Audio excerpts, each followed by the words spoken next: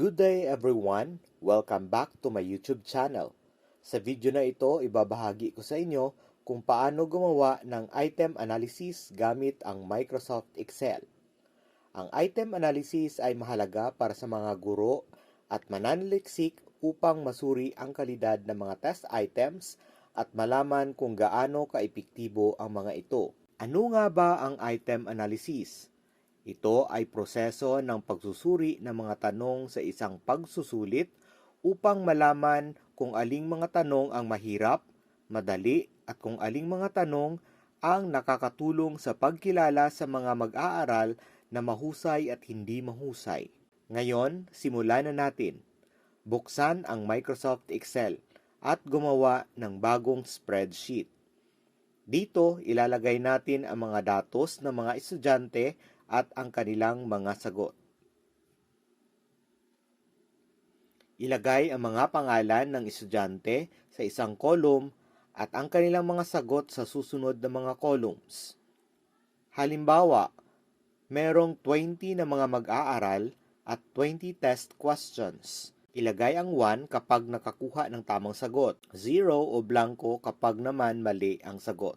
Pagkatapos, gagamitin natin ang formula sa Excel para makuha ang total score.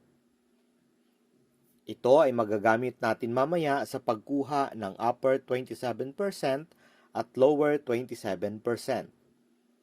Ating aalamin din kung ilang mga mag-aaral ang nakakuha ng tamang sagot sa kada tanong.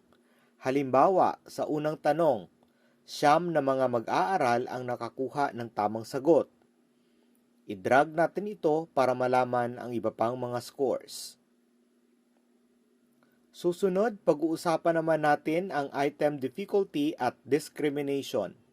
Ang item difficulty ay ang porsyento ng mga estudyanteng nakakuha ng tamang sagot, habang ang item discrimination ay kung gaano kahusay ang isang tanong sa paghihiwalay ng mga mag-aaral na mahusay at hindi mahusay. Simulan natin sa item difficulty index. Dito ay gagamit tayo ng formula na total correct score divided by number of students. Take note, maaring magkaiba ang cell natin depende sa pagkakalagay ninyo ng data. Ang mga sagot na yan ay may katumbas na interpretation. Kapag ang total ay nasa 0.86 above, ito ay may interpretation na very easy. 0.71 to 0.85, easy. 0.30 to 0.70 naman ay moderate, at ito ang dapat na target natin. Kapag naman 0.15 to 0.29, ito ay may interpretation na difficult, at 0.14 below ay very difficult. Pumunta naman tayo ngayon sa discrimination index. Dito ay kailangan natin na isort ang mga scores from highest to lowest or lowest to highest. Ang gagamitin ko dito ay highest to lowest.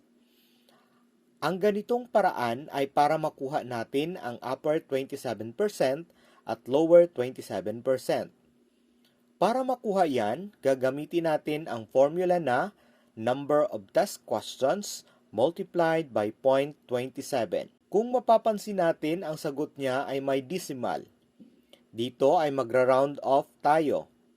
Since 5.4 siya, i-round off natin siya sa 5. Pagkatapos niyan ay magbibilang tayo ng 5 rows simula dito. At 5 rows naman dito hanggang dito. I-clear natin ang area na ito para sa pag-solve natin. Susundin natin yung pag-solve natin kagaya kanina.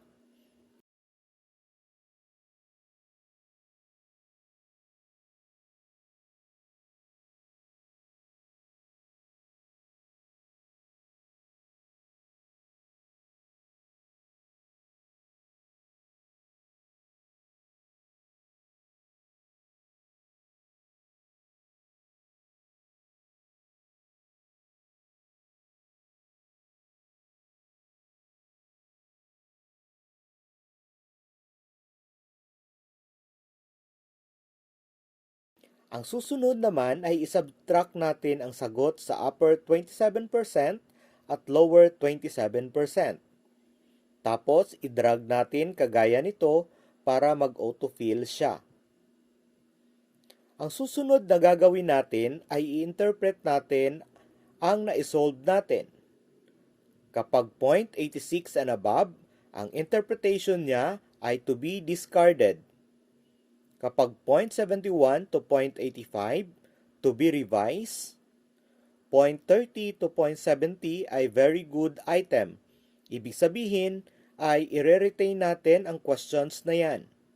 Kapag naman 0.15 to 0.29 to be revised at 0.14 below hanggang negative naman ay to be discarded. At yan ang mga pangunahing hakbang sa paggawa ng item analysis gamit ang Microsoft Excel. Kung nagustuhan nyo ang video na ito, huwag kalimutang mag-like at mag-subscribe para sa iba pang mga tutorial. I-comment mo na rin ang iyong mga tanong o karanasan sa item analysis. Maraming salamat po.